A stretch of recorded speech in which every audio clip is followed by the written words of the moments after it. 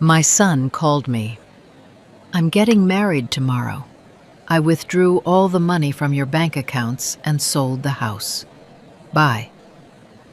I was sitting at my usual corner table at a small coffee shop in Houston when my phone rang. It was just after 8 in the morning.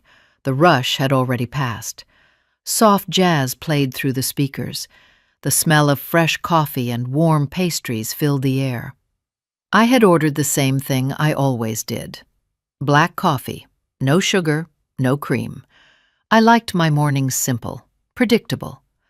I was 64 years old, and routine was something I had earned.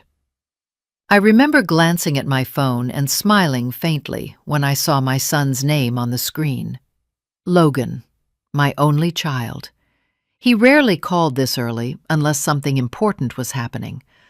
For a brief moment, I thought maybe he was finally calling just to talk, just to ask how I was. I answered. "Mom," he said quickly, without greeting. His voice was upbeat, almost rushed. "I'm getting married tomorrow." I blinked. "Tomorrow?" "That's sudden," I replied, gripping my coffee cup a little tighter. "Yeah, well, Madeline and I decided not to wait," he continued. "Listen, I just wanted to let you know so you don't freak out when you hear from the bank." The noise of the cafe faded. I could hear only my own breathing. "What do you mean?" I asked. "I withdrew all the money from your bank accounts," he said casually, "and I sold the house. We needed the funds to start our life. You'll be fine, Mom. You have Social Security." I stared at the steam rising from my coffee as if it belonged to someone else's table. "You sold my house?" I whispered. "I had access," he replied. "Everything was legal. I have to go. The caterer's calling. We'll talk after the honeymoon. Bye." The line went dead. I didn't scream. I didn't cry. I didn't drop my phone. I sat there, frozen, while the world around me kept moving. Cups clinked. Someone laughed near the counter. A barista called out another order. Then something unexpected happened. I laughed. At first it was quiet, a breathy sound that surprised even me. Then it grew louder, sharp and uncontrollable, until tears blurred my vision. A woman at the next table glanced at me with concern, because in that moment, sitting alone with my untouched coffee, I realized something my son did not know. The house he sold was not the house I lived in, and by the time he understood what he had done, it would already be far too late. As I sat there in that coffee shop, waiting for the shaking in my hands to stop, memories began surfacing one by one, uninvited and relentless. I raised Logan alone. His father, Matthew Carter, died when Logan was 11.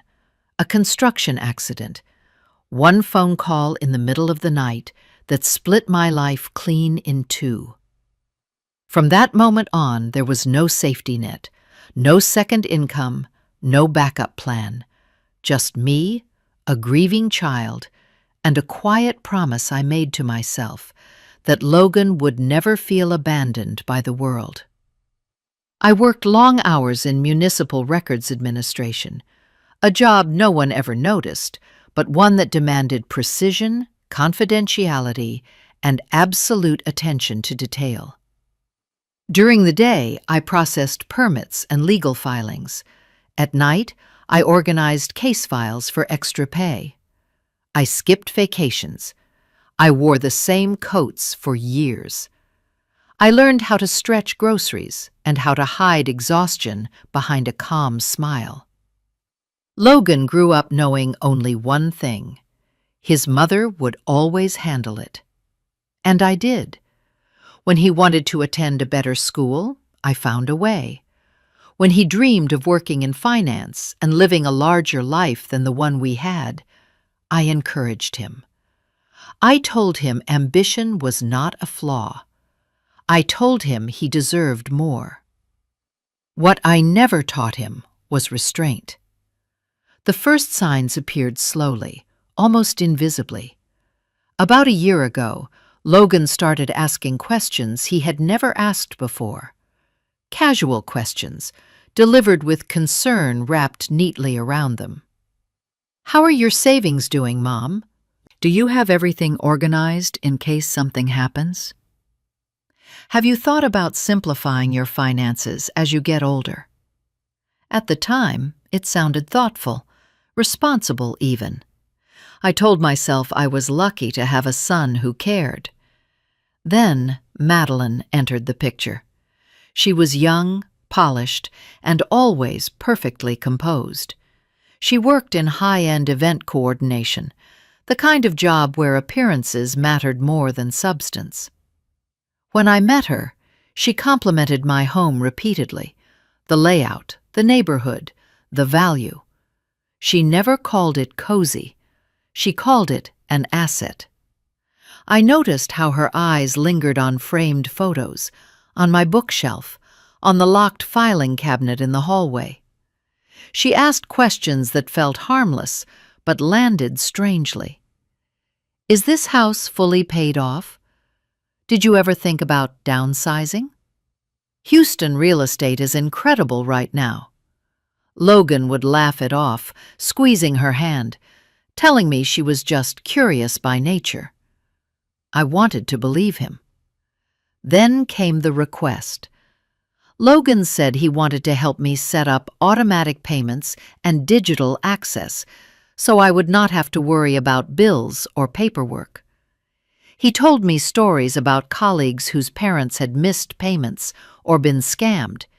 He said he worried about me living alone. I hesitated. I had spent my entire career guarding records and signatures. I understood the danger of access, but he was my son. I agreed to limited access, viewing permissions, emergency transfer capability only. Or so I thought. Looking back now, I realize the moment I trusted him with my financial doorway was the moment he quietly stepped inside and began measuring what he could take. And sitting there in that coffee shop, my untouched cup growing cold, I finally understood the truth I had refused to see. This was not sudden. This was planned. I did not leave the coffee shop right away. I sat there long enough for my cup to go cold, for the waitress to walk past me twice with a polite, uncertain smile, and for the morning crowd to thin out. My phone lay face down on the table, silent now, as if nothing extraordinary had just happened. When I finally stood up, my legs felt strangely steady. That frightened me more than if they had shaken. Shock has a way of numbing you before it lets the pain in. I drove home slowly, obeying every traffic light, my mind replaying Logan's voice, calm, efficient, detached. He had not sounded angry or desperate. He had sounded prepared. The moment I stepped inside my house, I went straight to my desk and opened my laptop. For years, I checked my accounts once a week, every Sunday morning. That routine had never failed me. I logged in with familiar motions, expecting confusion, maybe a mistake, maybe a misunderstanding that could still be undone. What I saw made my chest tighten. My primary savings account balance was just over $900. $900. The account that once held nearly $200,000. Money built from decades of careful work, survivor benefits, and disciplined saving, was almost empty. My checking account was worse, $58 and some change. I refreshed the page, once, twice, as if the numbers might apologize and return to where they belonged. They did not. I called the bank. The representative was polite and professional, her voice steady as she verified my identity. She pulled up my records and paused. "Mrs. Carter," she said gently, "it appears the transfers were made over several weeks. All were executed through authorized online access." Authorized. The funds were transferred to an account under the name Logan Carter. I closed my eyes. I asked her to read the dates out loud. Each one landed like a small blow. Not one large theft, many careful ones, spaced out, strategic, designed not to raise alarms. This was not panic. This was planning. I ended the call and sat there in the quiet of my living room, listening to the refrigerator hum, the house utterly unaware that its foundation had just shifted. I thought of every time Logan had reassured me, every smile, every concerned question about my future. I thought of Madeline's careful compliments, her interest masked as admiration. I did not cry then either. What I felt instead was something colder, a slow, sinking realization that the person I trusted most had been studying me the way a stranger studies a lock. Later that afternoon, I drove past the rental property on Cedar Ridge Drive, the one Logan believed was my primary home. The tenant's car was in the driveway. The porch light was still the one I had installed myself. Nothing had changed there yet, but something inside me had, because now I knew the truth. Logan had not taken my money in a moment of weakness or desperation. He had not made a mistake. He had emptied my accounts knowing exactly what he was doing. And he believed I would be too shocked, too ashamed, or too afraid to stop him. What he did not know, as I sat there in my quiet house with the afternoon light stretching across the floor, was that I had spent my entire life understanding systems, records, and consequences. And once you see the pattern clearly, you cannot unsee it. The betrayal was complete. But the story was only beginning. That evening, just as the sun dipped behind the neighboring rooftops, my phone rang again.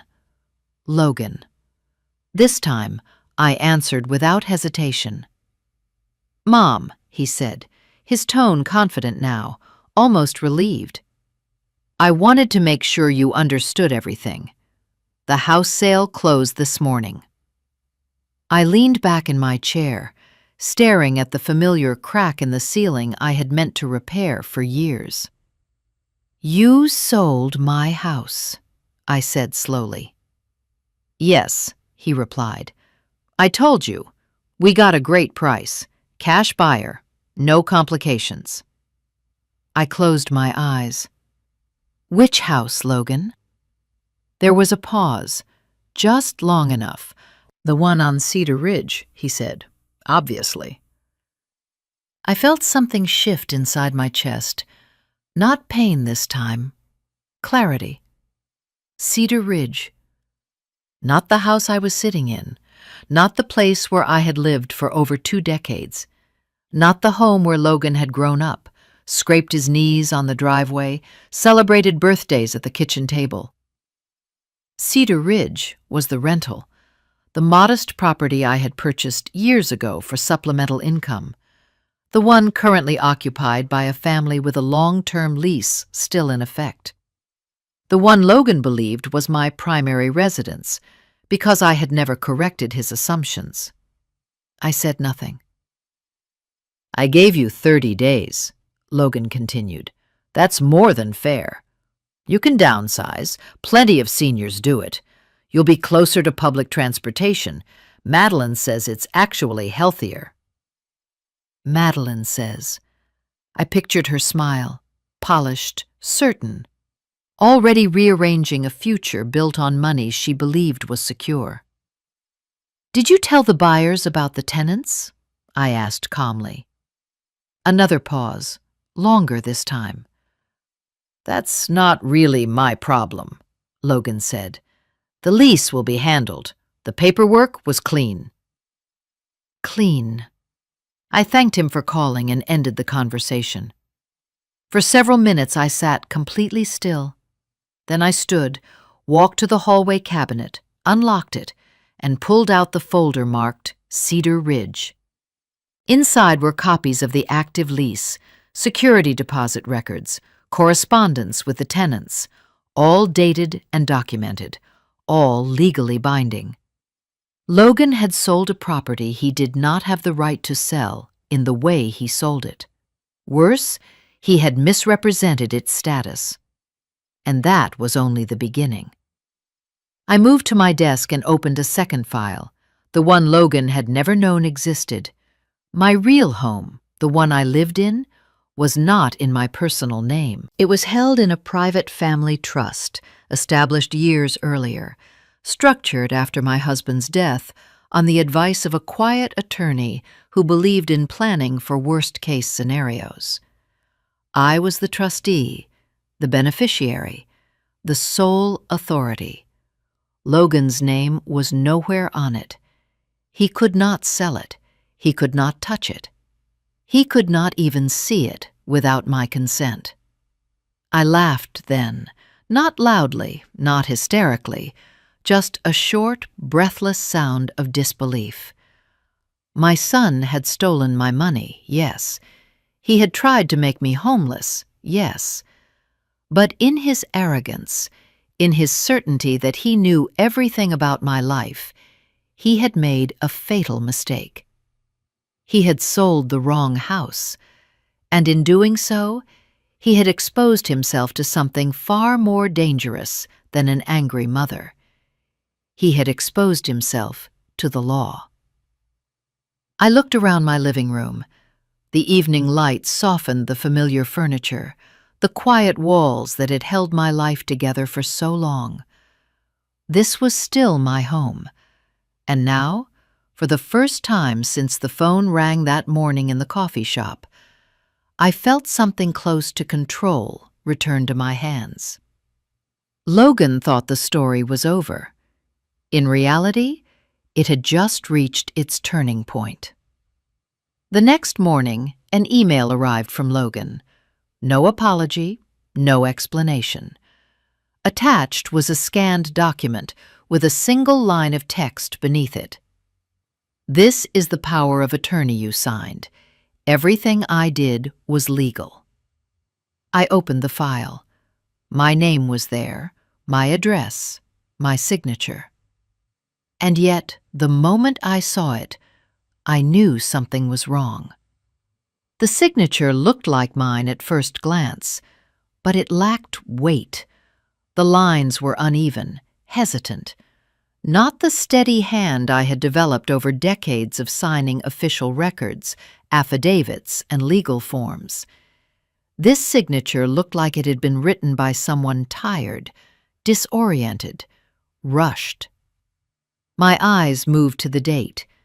It was signed during the 4 days I had been hospitalized the previous year after a mild stroke scare. I remembered that week vividly. The dizziness, the medication, the way time blurred into fragments. Logan had visited me once, late in the evening, carrying a stack of papers. He had said they were insurance forms. I remembered being exhausted. I remembered trusting him. I did not remember granting him control over my entire life. My hands began to tremble, not from fear, but from realization. I called Daniel Brooks. Daniel had worked alongside me years ago when I was still employed in municipal administration. He was cautious, meticulous, and deeply allergic to shortcuts. If anyone could tell me the truth, it was him. He asked me to bring the document in immediately. By noon, I was sitting across from him in his quiet office, the paper laid flat between us. He examined it slowly, saying nothing at first. Then he leaned back in his chair. "Evelyn," he said, "this document is deeply problematic." He pointed to the notary stamp. The notary license was expired at the time of signing. He pointed to the formatting. "This template is outdated. It has not been legally used in this state for years." Then he tapped the date again. "And this date corresponds exactly to your hospital admission, which means if this signature is yours, it was obtained under questionable circumstances." I swallowed hard. If. Daniel looked at me carefully. "If someone brought papers to you while you were medicated and told you they were something else, that is deception. And if the notary was added later, that is forgery." The word hung in the air. Forgery. My phone buzzed again, a text from Logan. "Why are you making this difficult? Just tell the bank it was authorized. Madeline is stressed, and this is ruining everything." Ruining everything. I thought about the house he believed he had sold, the tenants who had no idea strangers might soon knock on their door, the buyers who would discover they had been misled, the bank records that showed careful withdrawals over months. This was not a mistake. This was a system. I asked Daniel what my options were. He did not sugarcoat them. "You can stay silent," he said. "You can try to settle privately, or you can report this and protect yourself. But understand this: once you involve authorities, there is no halfway point." I nodded. Later that afternoon, Logan called again. His voice had changed, sharper, more controlled. "You signed those papers, Mom. You can't pretend you didn't." "I signed what you told me were insurance forms while I was sick," I replied. "If you turned that into something else, that is not consent." "You are overreacting," he snapped. "People do this all the time. Parents help their kids. You just don't like Madeline, and you're punishing us." There it was, the shift. From justification to accusation, from son to adversary. That night I sat alone at my kitchen table, the document spread out before me. The house was quiet, too quiet. I realized something then that cut deeper than the theft itself. Logan did not believe he had done anything wrong. In his mind, I was not a person with rights. I was a resource, a stepping stone, a temporary obstacle between him and the life he wanted. And people who think that way do not stop on their own. They have to be stopped. I closed the folder, turned off the light, and made a decision that would change everything. The document that should not exist would no longer stay hidden, and neither would the truth. The first knock came 2 days later. I knew it was them before I reached the door. There was a certain rhythm to Logan's knock now, confident, impatient, as if this house still belonged to him in his mind. Madeline stood beside him when I opened the door. Perfect posture, perfect hair, a smile that did not reach her eyes. "We need to talk," Logan said, already stepping inside. I did not invite them in, but I did not stop them either. I wanted to hear what came next. I wanted to understand how far they were willing to go. They sat on my couch like they owned it. Logan leaned forward, elbows on his knees, his voice suddenly soft. "Mom, this has gotten out of hand," he said. "The bank froze some transfers. The title company keeps calling. You need to fix this." "Fix what?" I asked. "The theft or the forgery?" Madeline exhaled sharply. You're being dramatic. She crossed her legs slowly, deliberately. You're 64. You live alone. You get confused sometimes. That's not an insult. It's reality. Logan nodded, encouraged. We're just trying to help. I felt something cold settle behind my ribs. You emptied my accounts, I said evenly. You sold a property under false pretenses. You used documents signed while I was medicated. Logan's expression hardened. You signed them, he said. End of story. And if I tell the authorities you deceived me while I was hospitalized, I asked, what do you think they will call that? Madeline laughed, not kindly. They'll call it a family dispute, she said, and they'll believe us. She leaned closer. Do you know how easy it is to suggest cognitive decline? One doctor's note, a few statements about memory lapses. We could have you declared incompetent. The word hung in the air. Incompetent. Logan did not object. He did not look surprised. He looked relieved. You don't want things to get ugly, he said quietly. If you cooperate, this can all go away. Cooperate, meaning lie, meaning surrender, meaning accept that my role in his life had been reduced to a signature and a bank balance. I stood up. Both of them looked startled. You need to leave, I said. Mom, Logan warned. Now, I repeated. My voice did not rise. It sharpened. Madeline stood as well, her smile gone. You're making a mistake, she said. No one will take your side. Not over your own son. I walked to the front door and opened it. You have 3 seconds, I said. Then I call the police. Logan stared at me as if seeing me for the first time, not as his mother, but as someone who would not bend. Madeline grabbed his arm. Come on, she snapped. She's bluffing. I was not. They left. The moment the door closed, my knees weakened. I sat down slowly, my heart pounding. Not from fear of them, but from the realization of what had just happened. They had threatened me, not with anger, with procedure, with paperwork, with the quiet, terrifying power of systems I knew all too well. That night, I did not sleep. Instead, I organized.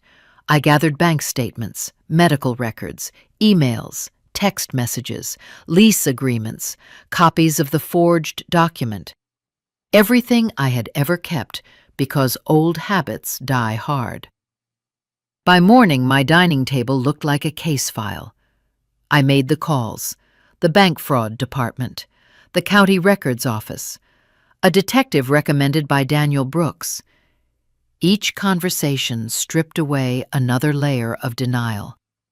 By the time the sun rose fully over Houston, the truth was undeniable. This was no longer about money. This was about control. And blood, I realized, could be used as a weapon just as easily as it could be used as an excuse. I picked up my phone one last time and sent a single message to Logan. Do not contact me again. All communication will go through my attorney. I pressed send. There was no going back now. And for the first time since that morning in the coffee shop, I felt something steadier than fear. I felt resolved. The courtroom was colder than I expected, not in temperature, but in atmosphere. Fluorescent lights hummed softly above polished wooden benches. Every sound felt amplified: the scrape of a chair, the rustle of paper, the steady ticking of a clock I could not see but could feel. I sat at the witness table with my hands folded neatly in my lap. Across the room, Logan avoided my eyes. Madeline was not beside him. That was the first thing I noticed. She sat several rows back, separated from him, her posture stiff, her gaze fixed straight ahead. Not once did she look in his direction. Whatever alliance they had built on stolen money and shared arrogance had already begun to fracture. The prosecutor began with the facts. Bank records showing a pattern of withdrawals over time. Not a single emergency transfer. Not one attempt to inform me. Just methodical extraction. Then the forged power of attorney. A handwriting expert explained how the pressure, angle, and hesitation in the signature were inconsistent with my normal writing, but consistent with someone signing while medicated or disoriented. A notary investigator testified that the stamp belonged to a license that had expired months before the document was allegedly signed. The tenants from Cedar Ridge testified next.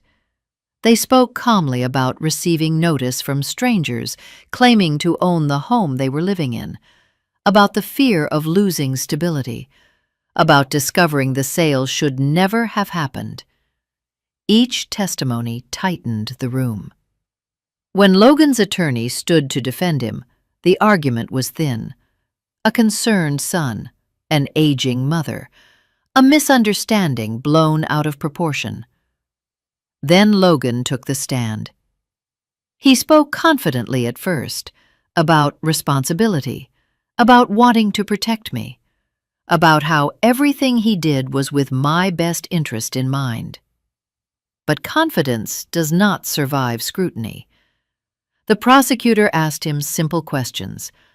Why was the power of attorney dated during a hospital stay? Why was the notary invalid? Why were the funds transferred incrementally rather than openly? Why were tenants not disclosed? His answers became slower, less certain. He contradicted himself, once, then again. When asked why he never informed me in writing about the transfers or the sale, he had no answer. Silence is loud in a courtroom. Madeline stood abruptly and left before closing arguments. She did not look back. When the jury returned, I did not hold my breath. I already knew. Guilty, on every count. The word echoed through the room, final and irreversible. Logan's shoulders collapsed, his hands trembled. He looked toward me then, really looked, not with anger or entitlement, but with fear. I met his gaze, not with triumph, not with satisfaction, but with something far heavier: acceptance. The judge scheduled sentencing and ordered immediate asset freezes and restitution proceedings. The sound of the gavel felt like a door closing. As I stood to leave, a reporter called my name. "How does it feel," she asked, "to see your own son convicted?" I paused. "It feels like the truth finally caught up," I said.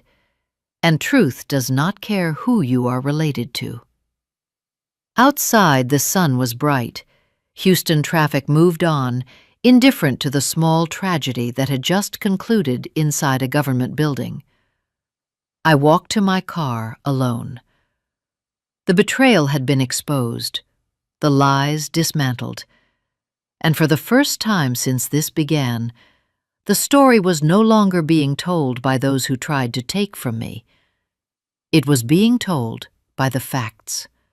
And facts, unlike blood, do not lie. Sentencing came 6 weeks later. Logan stood before the judge, thinner than I remembered, his confidence stripped away, his voice barely steady as he spoke. He apologized, not with the practiced tone he had used before, but with something raw and fractured. For the first time, he did not blame stress, love, or circumstance. He blamed himself. The judge listened without interruption. Then she spoke. She said his crimes were not impulsive. They were calculated. She said exploiting a parent during illness crossed a line the law does not forgive lightly. She sentenced him to prison time with mandatory restitution and a permanent financial crime record. Logan was led away in handcuffs. I did not stand. I did not wave. I did not cry. I sat still and let the moment pass through me. Madeline never came to sentencing. I learned later that she had moved out of state, changed jobs, and removed her last name from every shared account. When consequences arrived, she vanished. The condo they bought was seized. The accounts were frozen.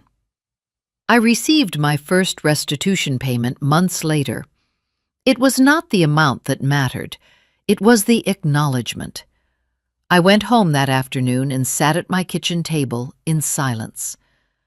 For a long time, I mourned. Not the money, not the house. I mourned the son I thought I had raised, the version of him that existed only in memory. But grief does not end you if you let it teach you. I began volunteering at a local senior center, then advising quietly, then speaking openly. I helped people understand documents, recognize manipulation, and protect themselves before it was too late. Word spread. What began as pain became purpose. I learned something important in the aftermath. Justice does not heal everything, but it restores balance, and balance is what allows life to continue without fear. Looking back now, there are 5 lessons I carry with me. First, love without boundaries creates entitlement. Second, trust must be protected even within family. Third, silence enables abuse more than anger ever could. Fourth, age does not mean weakness or confusion. Fifth, protecting yourself is not betrayal, it is survival. My son did not go to prison because I reported him. He went to prison because of what he chose to do. I still drink my coffee every morning, sometimes at home, sometimes at the same small cafe in Houston where this story began. Life did not end that day. It changed, and I am still here. Thank you for listening to my story until the end. If this story meant something to you, please like and share this video so it can reach someone who needs it. Tell me in the comments what lesson you took from this story and which city you are watching from.